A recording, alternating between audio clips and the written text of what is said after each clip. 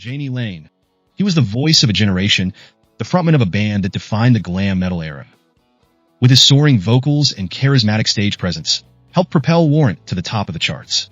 But behind the fame and fortune lay a turbulent life marked by personal struggles and inner demons.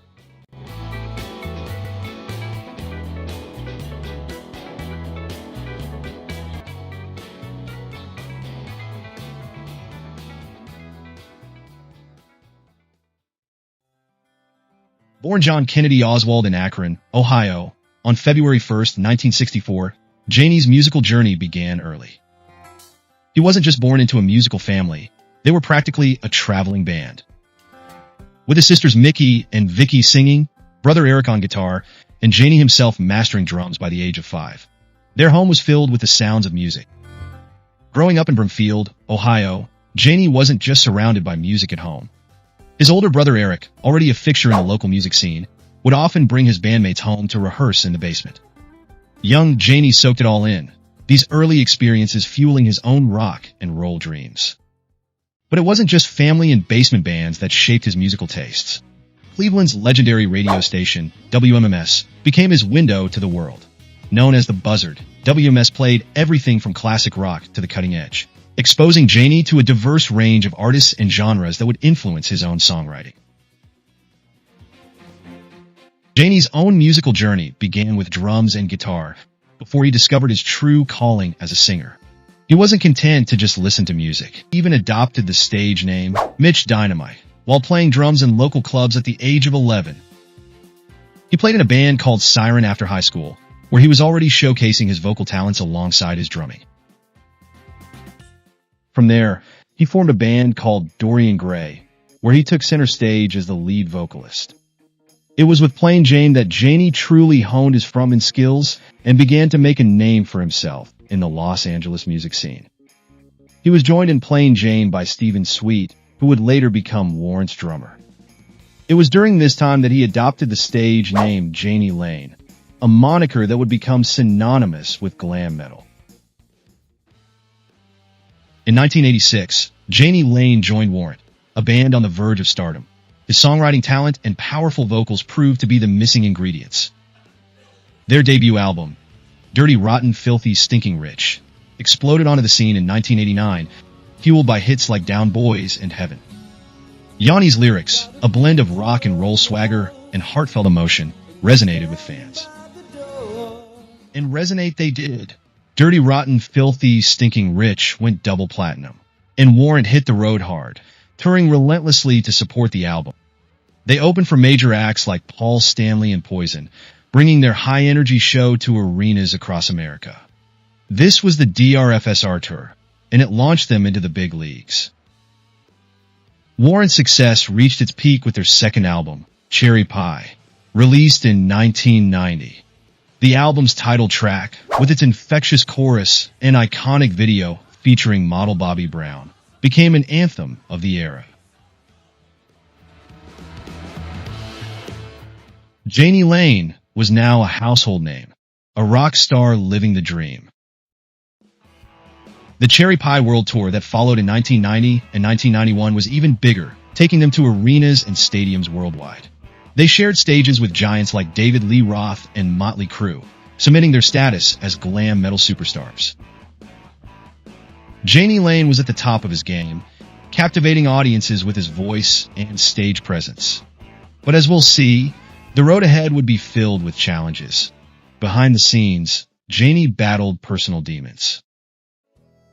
He struggled with alcohol and drug addiction, problems that would plague him for years to come. And it was during the whirlwind of Warrant's success that he met the woman who would become his wife, model Bobbi Brown. Jani and Bobbi's paths first crossed on the set of the now iconic Cherry Pie music video in 1990. Bobbi, with her captivating beauty and undeniable screen presence, played the Cherry Pie girl, and sparks flew between her and Jani. Their connection was immediate and intense, a whirlwind romance fueled by passion and the excitement of the rock and roll lifestyle. They were married in July 1991, a glamorous event that captured the attention of the media and fans alike. Jani, the rock star, and Bobbi, the model, seemed like a match made in MTV heaven.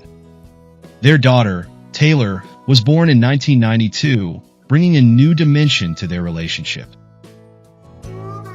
But the pressures of fame, Jani's ongoing struggles with addiction, and the inherent challenges of navigating a high-profile relationship took their toll. Their marriage was tumultuous, marked by both passionate highs and difficult lows. After just 2 years, in 1993, Jani and Bobbi divorced. Years later, Jani confided in Bobbi about a deeply traumatic experience that had haunted him for years. He revealed that he had been sexually abused by a prominent rock star when he was younger. This revelation, shared in Bobbi Brown's book Dirty Rocker Boys, sheds light on the pain and vulnerability that lay beneath his confident exterior. In her book, Bobbi describes Jani's confession, detailing how the abuse had affected him deeply. "He told me he had been molested as a kid by a big rock star," she writes. "It was awful. It had messed him up for years, that he was damaged goods." Jani believed this abuse contributed significantly to his spiral into addiction. It's a heartbreaking reminder of the hidden struggles many people face, especially those in the spotlight. The abuse, he felt, left him with deep emotional scars and a sense of shame that he carried with him throughout his life. In 2019, during an interview to promote her book, Cherry on Top, flirty, 40-something, and funny as fuck, Brown was asked about a claim within that book. Specifically, that there was no Me Too movement during the time when Jani could have used it the most. That's when Brown dropped this bomb.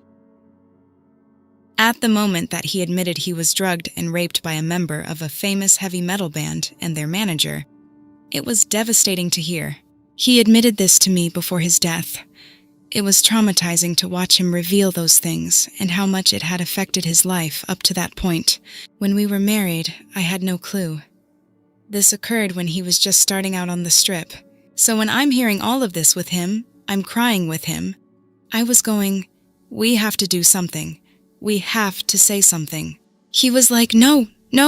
It was a humiliation for a man to be in that position. It's so emasculating and humiliating.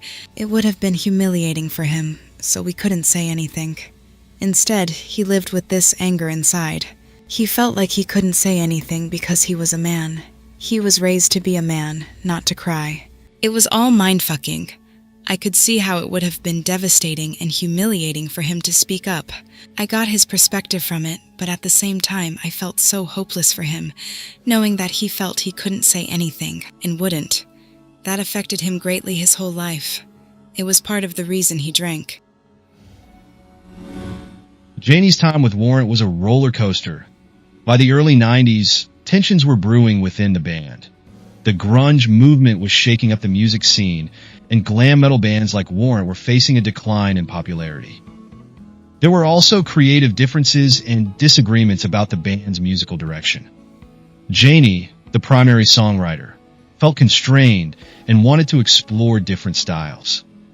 In 1993, after the release of their third album, Dog Eat Dog, which had a heavier, less poppy sound than their previous work, Jani decided to step away from Warrant, that he officially left the band to pursue a solo career, hoping to have more creative freedom and control over his music. This departure marked a turning point in his life, that he embarked on a solo career that proved to be more challenging than he anticipated. He rejoined Warrant briefly in 1994 and again in 2000, but those reunions were short-lived. The music industry had changed, and glam metal's popularity had waned. Jani struggled to recapture the success he had enjoyed in the early 90s. He released his solo album, Back Down to One, in 2003, showcasing his songwriting talents and powerful vocals. But the album failed to achieve commercial success, and Jani's personal struggles continued to overshadow his musical endeavors. In 2004, he formed a new band called Saints of the Underground with Carrie Kelly and Bobby Blotzer. They released one album, Love the Sin, Hate the Sinner, in 2008, but the project didn't gain much traction. Throughout these years, Jani's battle with addiction raged on, he was in and out of rehab, trying desperately to overcome his demons. He spoke openly about his struggles in interviews, expressing his desire to get healthy and regain control of his life. In 2007, in a very public attempt to get back on track, Jani appeared on the reality TV show Celebrity Fit Club. He shed some light on his past, his regrets, and his determination to turn things around. Viewers saw glimpses of the charismatic and talented Jani they remembered, but his struggles were evident. Despite his efforts, the demons proved difficult to conquer. Jani's health deteriorated, and his once powerful voice began to show the strain of years of substance abuse. On August 11th, 2011, Jani Lane was found dead in a hotel room in Woodland Hills, California. The cause of death: acute alcohol poisoning. He was only 47 years old. His passing sent shockwaves through the music world, a stark reminder of the fragility of life and the devastating grip of addiction. What room number is the patient in?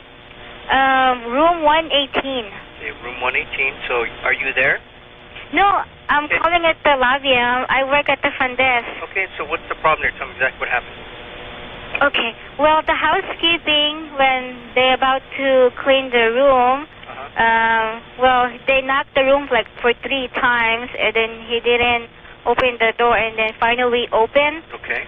One of the housekeeping, like, he checked the guy like maybe he's dead because And so how old, do you know about how old approximate age the patient is? Maybe like 50s. Jani Lane's story is a reminder that even those who seem to have it all can be fighting hidden battles and demons. His music continues to inspire and entertain, but his legacy is also a cautionary tale about the dangers of fame and the devastating impact of addiction.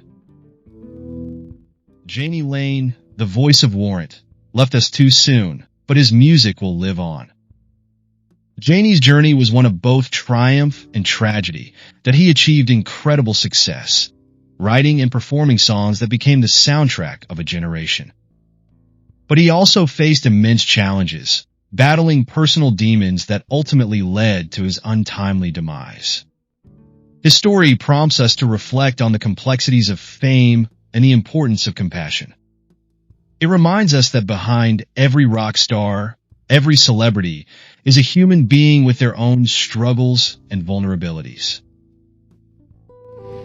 What is your favorite Jani Lane song? Heaven?